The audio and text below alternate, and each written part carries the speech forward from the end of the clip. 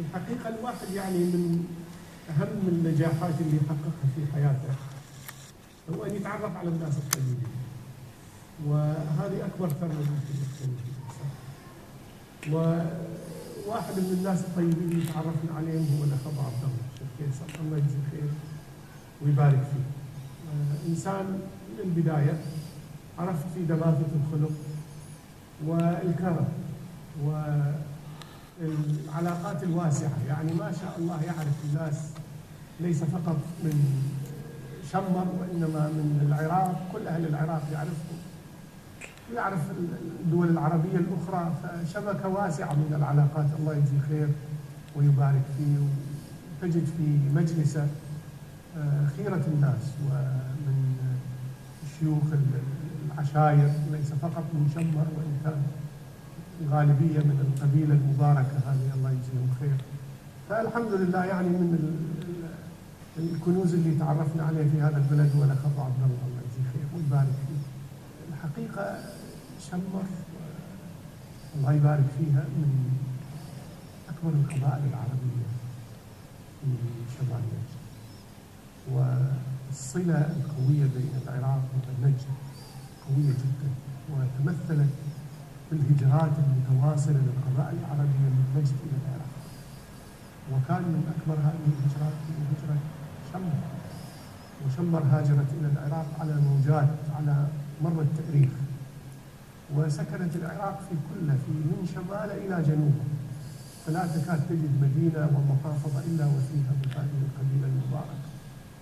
طبعا الغالبية بالنسبة لهم هناك لا يحملون اسم شمر، وإنما يتسمون باسم الأفغان الكثيرة اللي يحملوها. لكن سبحان الله هذه القبيلة عندها قدرة على إنتاج الرجال، حيثما تذهب ليس فقط في العراق وإنما في كل الأماكن اللي سكنت فيها تجد الناس اللي هم من هذه القبيلة المباركة هم وجهاء المنطقة، وهم القادة، وهم الناس اللي يعتمد عليهم في هذه المناطق. ولو يعني تأخذ من شمال البصرة، من البصرة إلى الموصل بالنسبة للعراق، في جميع المحافظات تجد من أبناء هذه القبيلة المباركة. شخصيات وأعيان. العراق بلد غالي على الوطن العربي ككل. ما نبغى نرجع للتاريخ ونجتر التاريخ من جديد وما حصل في العراق، لكن ذكرياتك في العراق، خصوصا في قطعت مسافة أو أغلب عمرك في العراق إلى نهاية أعتقد عام 1426 تقريبا. 26 جيت. خرجت من العراق متجه للمملكة. نعم. طيب أسباب الخروج هل كان تحت ضغوط معينة؟ أنت طبعا انتقلت، أنت مثل اللي انتقل من بيته إلى بيته، يعني ما انتقلت لمكان غريب، لكن أسباب الخروج. لا الواقع العراق أنتم ما يخفى عليكم بعد الاحتلال. نعم. دخلت علينا مجاميع ناس ما تعرف ولا تعرف عدوك، لا تعرف عدو ولا صديق، ما تعرف عدوك ولا صديق، أحزاب وسياسات وإرهاب عدة غياب للأمن. غياب للأمن. وأنا عايش في الموصل.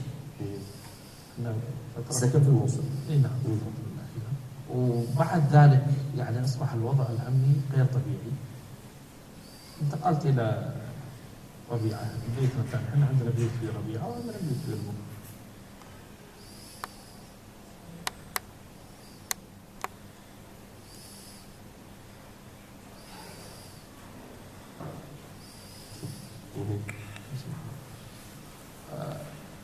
وأنا يمكن نتطرق لهذا الكلام سابقا.